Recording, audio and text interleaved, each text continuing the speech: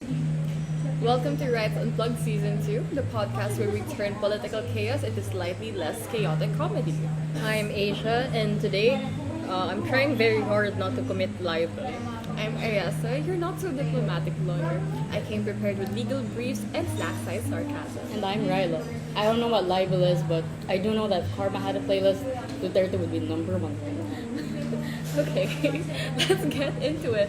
So the big pasabog this week is Rodrigo Duterte, former president, legendary cuss word inventor, has been arrested. Well, allegedly, kinda, technically, and it's complicated. It's kind of like your ex who says, they're just friends with their ex, but we see you, government. For years, the Philippine government insisted that the ICC had no jurisdiction over Duterte. They filed an appeal in 2023 to shut down the probe into drug war killings. The Office of the Solicitor General, or the OSG, led the charge, arguing that only the Philippine courts could try crimes committed on its soil. But the ICC wasn't swayed. It junked the appeal, pointing out that local investigations were either absent or symbolic. Out of thousands of killing, imagine only 3 convictions existed, mostly in high-profile cases. Senators Bato de la Rosa and Bongo voiced their frustrations, and Duterte himself, through Harry Roque, brushed off the decision, doubling down on sovereign immunity. But the ICC kept pressing, insisting that justice required more than local lip service.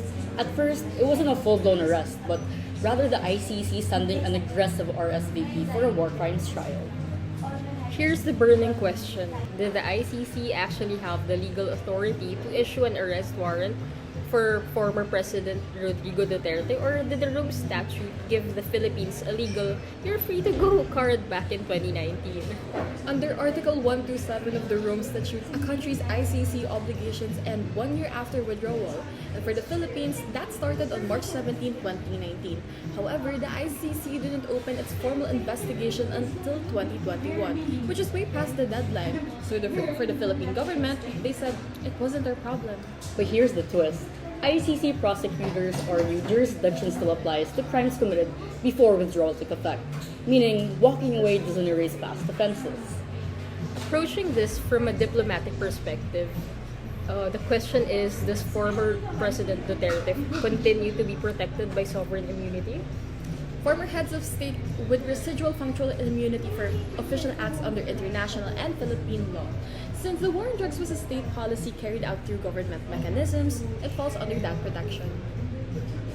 And that legal shield remains in place, as long as the actions in question were conducted under official capacity. But immunity only works as long as the lines between official and unofficial stay clear, and sometimes those lines start to blur. And after years of legal battles and political maneuvering, on March 11, 2025, former President Rodrigo Duterte was arrested at NAIA upon returning from Hong Kong. Was this inevitable, or did justice finally decide to clock in? The ICC warrant accused Duterte of crimes against humanity linked to extrajudicial killings from the war on drugs, the spanning Davao Mayor days to his presidency. Despite the Philippines' 2019 withdrawal, the court held jurisdiction committed before that date. And once the warrant dropped, things moved fast. Duterte was immediately flown to The Hague, arriving by March 12, 2025. And with trial proceedings set, it's time to start double-checking their travel itinerary.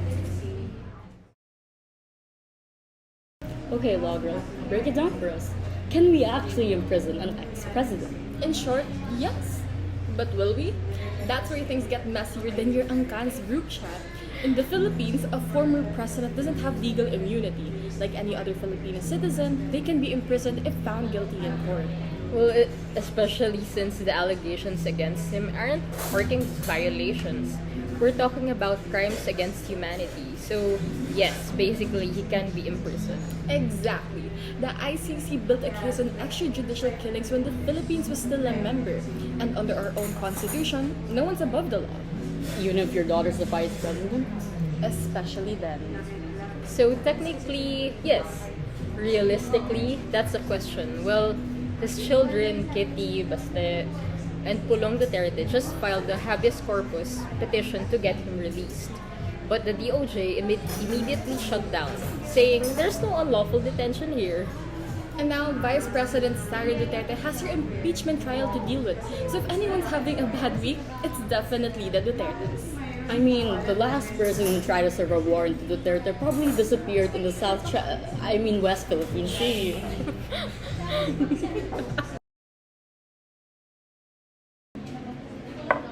Let's talk politics.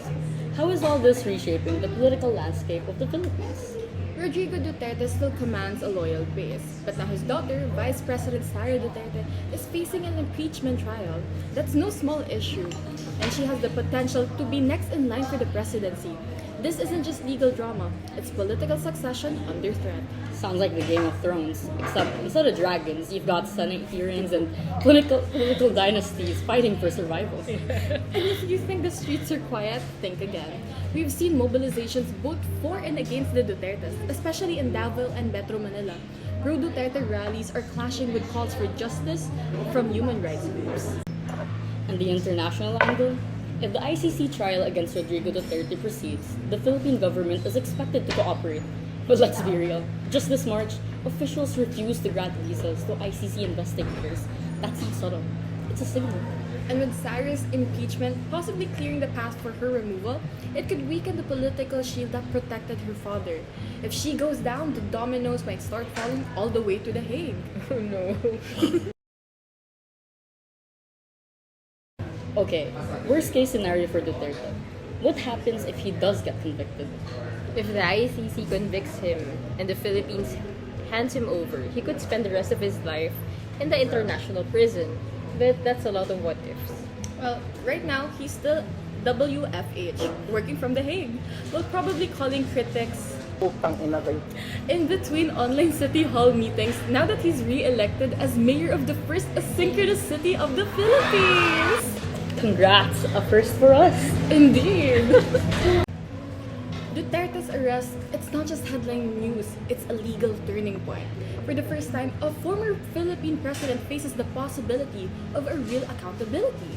And human rights groups aren't just wasting a second. They're pushing Marcos Jr. to bring the country back under the ICC's jurisdiction. Really? If he does, we could see new cases, reopened investigations, families finally getting their chance at justice. But that depends on our own courts. Will they rise to meet the pressure or fold under political influence? Because justice isn't about making an arrest, it's about seeing it through. Winning an election is one thing, actually holding power is another. If Duterte is convicted, he could be disqualified from public office altogether. And while he'll try to keep his base engaged, letters, statements, videos, it's not the same as a real leadership. Influence fades when you can't directly govern your community. Because no matter what, how strong the political machine is, you can't run a city from a courtroom, right? Eventually, time and circumstances catch up. Real. Duterte's arrest puts Southeast Asia at a crossroads. Will governments uphold human rights, or will sovereignty be used as a shield against accountability? For ASEAN, ignoring these challenges could weaken its influence. Meanwhile, the ICC's growing reach signals a shift. Justice is no longer just a distant ideal, but a force reshaping global norms. But sovereignty shouldn't be a tool for evading justice, right? It should be the foundation of a system where power is held accountable.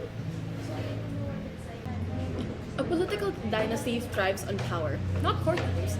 Duterte's incarceration forces Sara to choose: salvage her career or fight for the family name. And the loyalists?